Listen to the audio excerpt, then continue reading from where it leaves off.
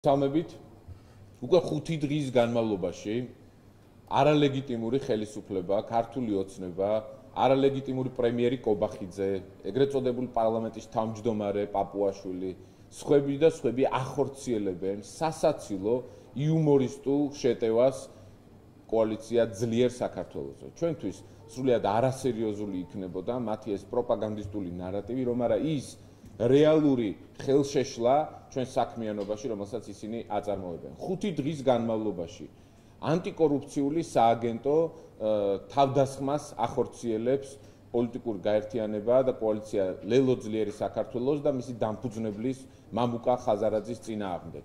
ჩვენ ვხედავთ, რომ ამ გაუგებრობაში, სისულელეში და იუმორისტული ჟანრის კლოუნადაში ეგრეთ წოდებულმა პრემიერმა კობახიძე მათ შორის გახვია გერმანიის ელჩი.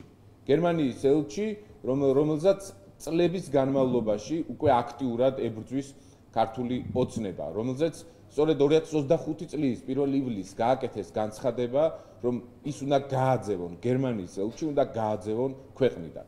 ეს გამოგონილი სიგიჟე, სიშლეგე, რომელიც შეესაბამება ქართული ოცნების პოლიტიკურ პროპაგანდას და გაუგებარ სტრატეგიებს, წარმოადგენს სწორედ ამ ორ მიზანს, თავდასხმას გერმანიის ელჩზე და თავდასხმას იმ პროდასალურ კოალიციაზე, რომელიც იბრძვის დღეს აქტიურად ბიძინა ივანიშვილის წინააღმდეგ და ეს არის კოალიცია ლელო ძლიერი საქართველო.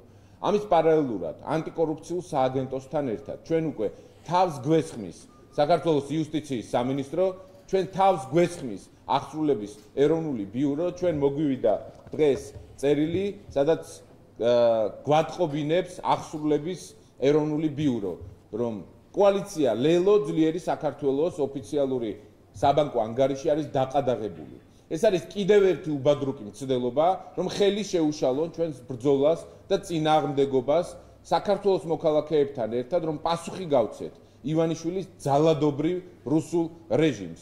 მიუხედავად იმისა, დააყადაღებენ თუ არა პარტიის და კოალიციის ანგარიშს. მიუხედავად იმისა, პროპაგანდას აწარმოებენ თუ არა ჩვენ კოალიციის ლიდერის მამუკა ხაზარაძის და მისი ოჯახის წინააღმდეგ, ჩვენ ეს სასაცილოდაც არ ყოფნის, იმიტომ ეს არის ქართული ოცნების სიშლეგის გამოვლინება, რომ მათ ეშინიათ საკუთარი სისუსტის, მათ ეშინიათ იმ სისუსტის, სადაც ჩვენ შეგვიძლია ისინი დავამარცხოთ, მოვუგოთ ამ ბრძოლაში და გამოიგონეს ესეთი სასაცილო მექანიზმები. ეს არის პარტიის ანგარიშების გაყინვა და დაყადაღება, ეს არის ახალი პროპაგანდისტული ხაზის მოძიება.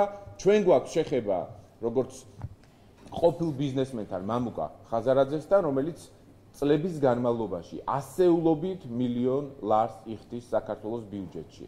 ასეულობით მილიონი ლარით თანამონაწილეობს საქართველოს მოქალაქეების ცხოვრებაში. სხვა ყველა ის სიშლეგე, რომელიც მომდინარეობს ირაკლი კობახიძის თუ ქართული ოცნების პროპაგანდის მხრიდან, ჩვენთვის არის სასაცილო და იუმორისტული, თუმცა საზოგადოებამ უნდა იცოდეს, რომ ჩვენ ვიმყოფებით ბრძოლაში და წინააღმდეგობაში, სადაც ხელფეხის შეკვრას ცდილობს ქართული ოცნება, მათ შორის ანგარიშების დაყადაღებით და მათ შორის იმ პროპაგანდით, რომელიც არ უნდა დაიჯეროს საზოგადოებამ. სიმართლე არის ერთი, ჩვენ ვებრძვით რუსულ რეჟიმს და ამ ბრძოლაში აუცილებლად გავიმარჯვებთ. მადლობა.